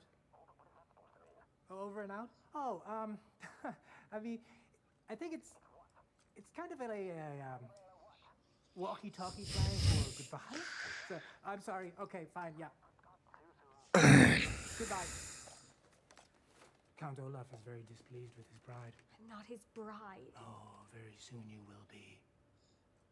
Which means that I will soon be your henchperson-in-law.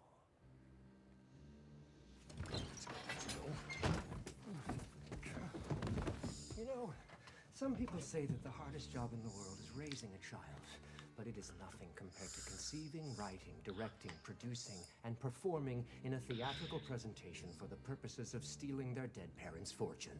It's a very difficult job, and I will not have any orphans mucking it up! We'll never touch our fortune. Klaus, I'll touch whatever I want.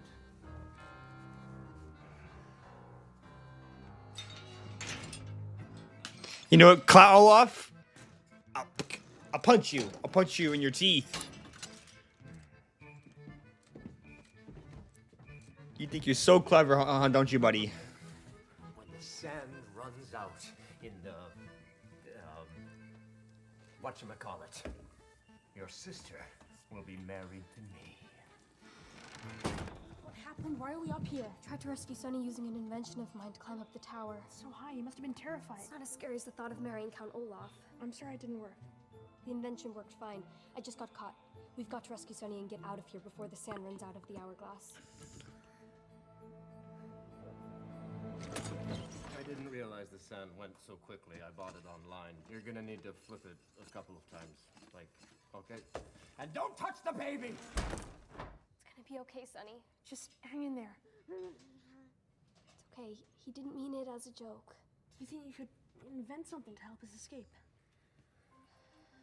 Maybe.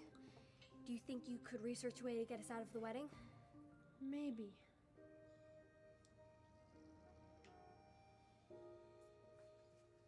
I am certain that over the course of your own life, you have noticed that certain rooms reflect the personalities of the occupants. For instance, in my own lonely room, I have gathered a collection of things which are important to me, including all of my notes on the Baudelaire orphans, a few crucial objects that I have gathered in my travels, and a blurry photograph taken a long time ago of a woman named Beatrice, which I look at from time to time while writing this account from across what was once a prominent theater, no more able to help the Baudelaires and the objects they found in Count Olaf's tower room.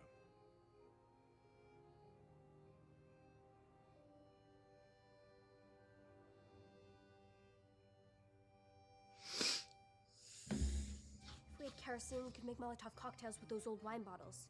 What are Molotov cocktails? They're small bombs. If we throw them out the window, we could attract attention. But we don't have any kerosene. If you don't say I do when you don't sign the document with your own hand, then you won't be legally married. But then Olaf will drop Sonny off the tower. Certainly would. Come, orphans, it's time for the big event. My associate here... Hello. Good to see you again. will stay with your sister, and we will be in constant contact with the use of these walkie-talkies. If anything goes wrong during tonight's performance, your sister will be dropped to her death. Shall we? We'll be back soon, Sonny. Don't worry. Yeah, right.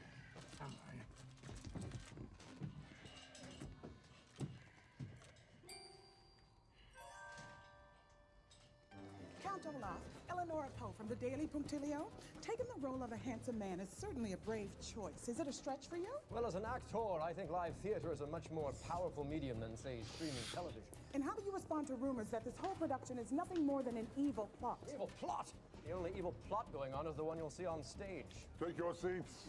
All right, curtain 8 p.m. Check. Intermission 9:15. Check. Act 2 9:30, unless concession sales are strong. Check. The wedding will be around 10 p.m., followed by champagne toasts, reception with cake and finger food, then the after party at the Mexican place. Check. I'm just glad the Baudelaires are adjusting to their new life. I had my doubts about Count Olaf, but now that I see he's putting 3 young children in the theater, all my anxieties are put to rest. You two will stay right here until the wedding scene. Any sort of funny business, and it's curtains for your baby sister. You see, curtains means that your sister will be dropped out of the window. But it's also a sort of play on theatrical curtains. 1 minute to curtain. You look great. Don't distract me with idle chatter. I'm trying to get into character. Now, Justice, whatever. Sit here and tell the wedding scene. Remember, you must use the exact same wording you use in an actual wedding. Get it absolutely right. There's talent scouts in the audience looking for new actresses about your age. Talent scout. Oh, what? Justice Strauss, may we speak to you? Don't distract me with idle chatter. I am trying to get into character. Change of plans. Sit here. Don't distract her. Your better side. Rubber baby, baby, baby. Rubber baby, rubber, rubber. Rubber baby. What is this, bro? Baby, baby, baby. Rubber baby, baby, baby. No time. Right, all right. Rubber, rubber, baby, rubber. Bro, what the heck, man?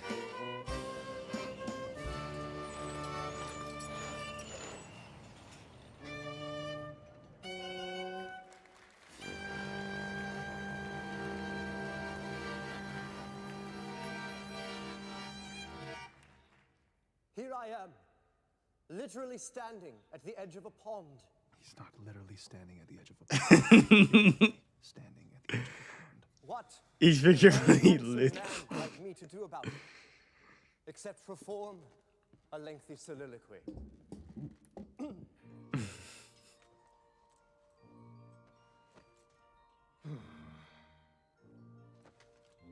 Don't suppose you know how to play poker?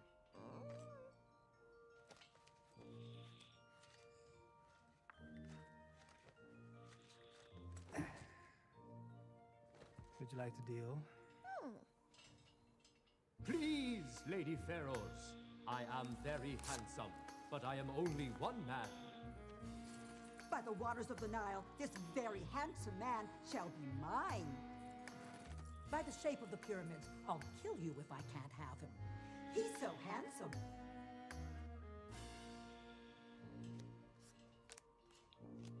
Okay, if I win this hand, you give me a back rub. But if you win again, I'll put tape on my mouth.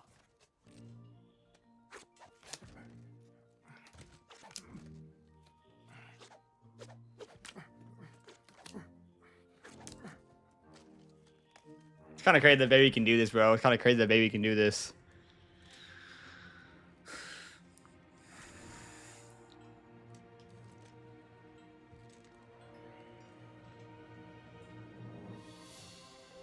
Ah! Please, Duchess, I am very handsome, but I am only one man.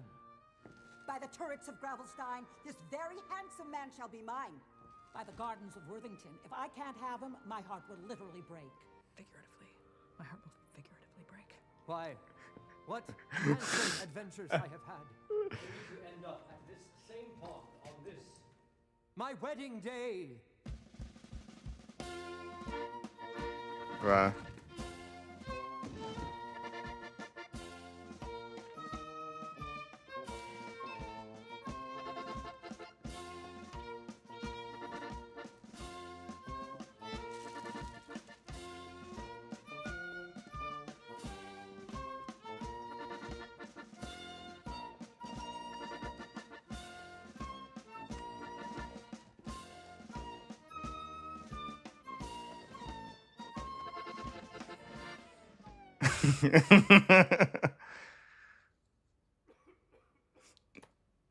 It's foul.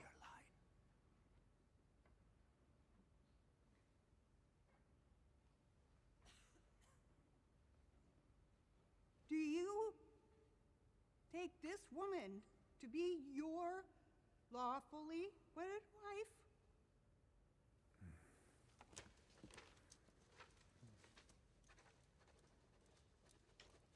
I do. Do you take this woman? Man, do you take this man to be your lawfully wedded husband?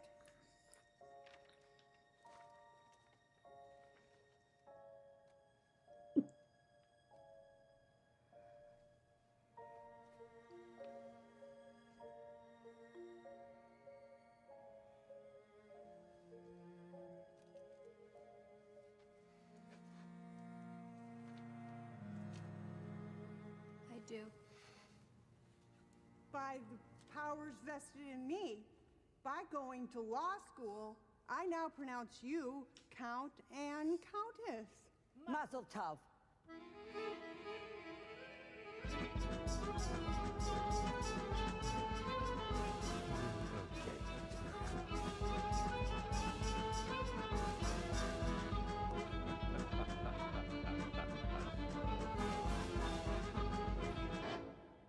Ladies and gentlemen, I'd like to make an announcement.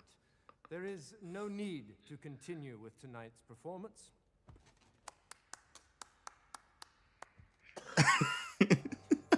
For its purpose has been served.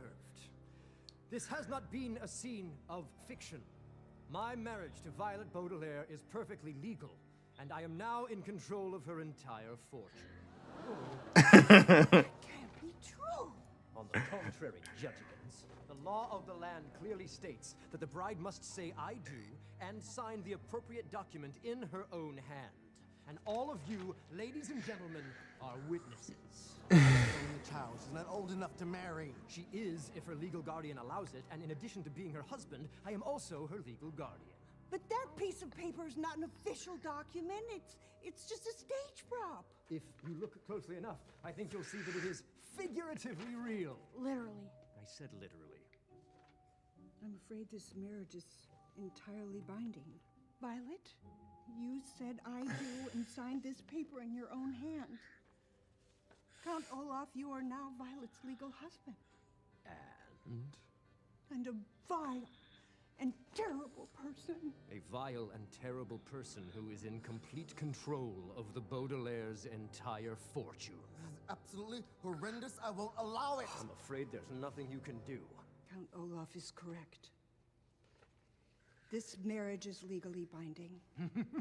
I am so sorry, Baudelaires. I can't believe how easily I was tricked. You were easily tricked. It was child's play winning this fortune. And now, a reception to celebrate my special day. Hit it!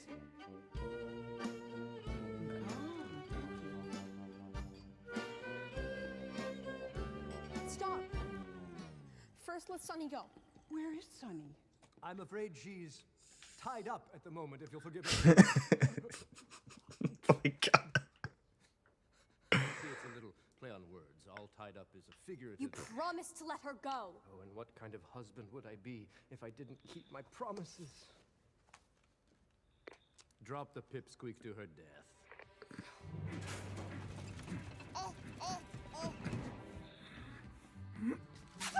I had to bring her here. She had a straight flush. So, you escaped, you little dish rag. Well, I'm still married to Violet, and I will dispense with you on our honeymoon. Care to dance, Countess? I'm not a countess. At least I don't think I am. And why not, pray tell? I didn't sign the document in my own hand, as the law states. Don't lie to me, orphan. Everyone saw you. Yes, there were several hundred witnesses, not to mention those on the mezzanine. But I'm right-handed, and I signed the document with my left hand. Well, that doesn't count. You're just being a sore loser and trying to ruin my special day. With all due respect, I think Justice Strauss ought to tell us if it counts. That's right. That's right. I should tell you. I am a judge. Let me think. No. No. I don't know. You should never be afraid to admit that you don't know something. This is a very complicated case. It would take a formidable legal scholar. May I have a blackboard, please? In the respected legal tome, Nuptial Law, John Locke's 1690s groundbreaking work is cited, postulating that the law of the land rests on the inalienable. As you can well imagine, Klaus's legal argument had all the apocryphal insight of Thurgood Marshall and the moral aplomb of Ida B. Wells, a phrase which here means it was thoroughly impressive and utterly convincing. And so as Martin Luther King said, morality cannot be legislated, but behavior can be regulated. Judicial decrees may not change the heart, but they can restrain the heartless. Oh, that moral argument had all the apocryphal insight of Thurgood Marshall and the moral aplomb of Ida B. Wells. It was thoroughly impressive and utterly convincing. And I am happy to say that because Violet, who is right-handed, signed the document with her left hand, the marriage is invalid.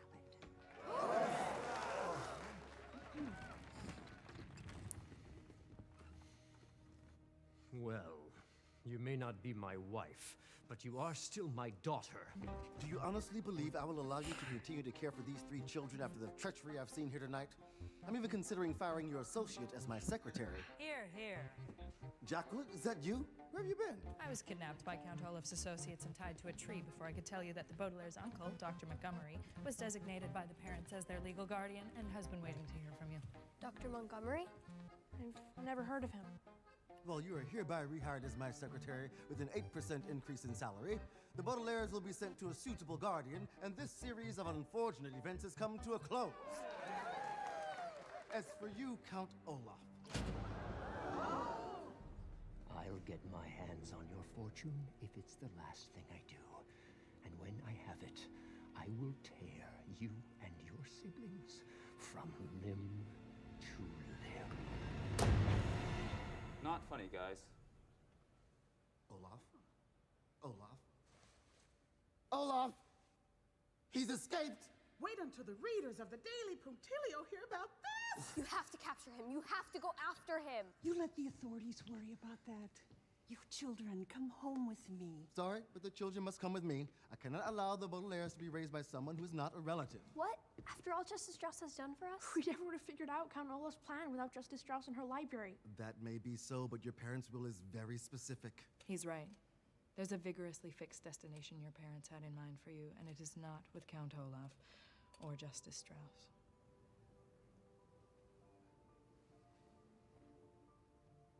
Well, goodbye, children. I'll miss you very much. We'll miss you too.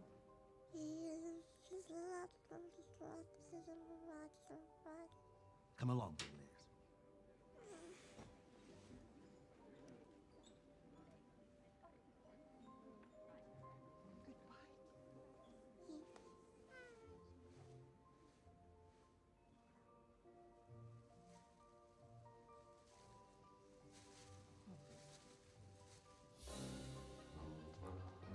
Where are we gonna go now, boss? To a vigorously fixed destination.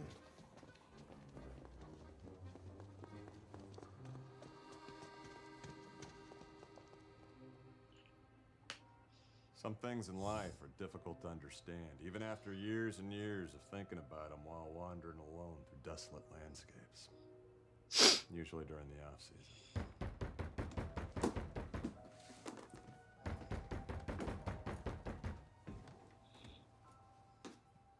Gustav, have the Baudelaires arrived at Dr. Montgomery's? Repeat, have the Baudelaires arrived at Dr. Montgomery's? Not yet, but I am literally standing at the edge of a pond. I have a lead on our missing parents. They're alive, but they've been taken. The world is quiet here.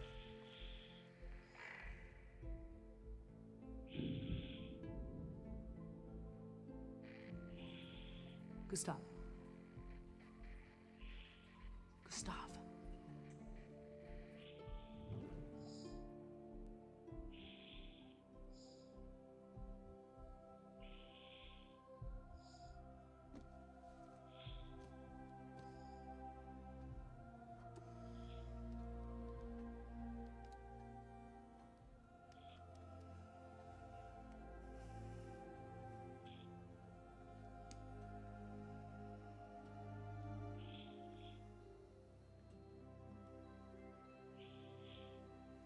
Baudelaires did not understand why they were now off toward an unknown relative instead of living with Justice Strauss.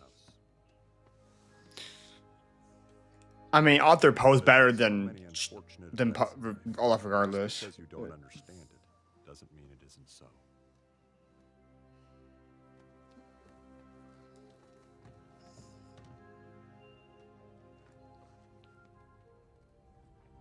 Yeah, see, Theatrical reviews they're are better the with boring part of the paper. But I bet you little stage hogs are about to make the front page again. The front page. It seemed to the children that they were moving in an aberrant, the word which here means very, very wrong and causing much grief, direction.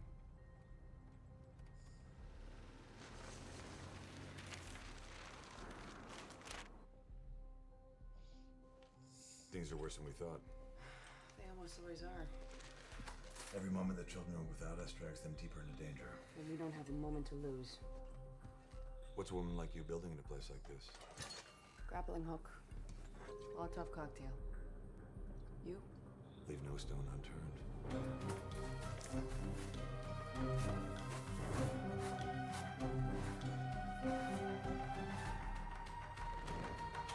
Oh yeah. That's it. Alright, thank you all for watching, guys. I will see you guys tomorrow for another stream. I probably will be streaming again. Same thing tomorrow. So thank you all for watching. We'll be on episode 3. Have a great night, everyone. I know this stream was a lot different, but with me working the next like 4 more days, this is really all I'm gonna have time before. I don't really have time to actually stream a game and stuff. So at least I'm streaming still for you guys. So it's better than nothing. So yeah, just thought I'd do this, and this is fun. So peace out. Love you all.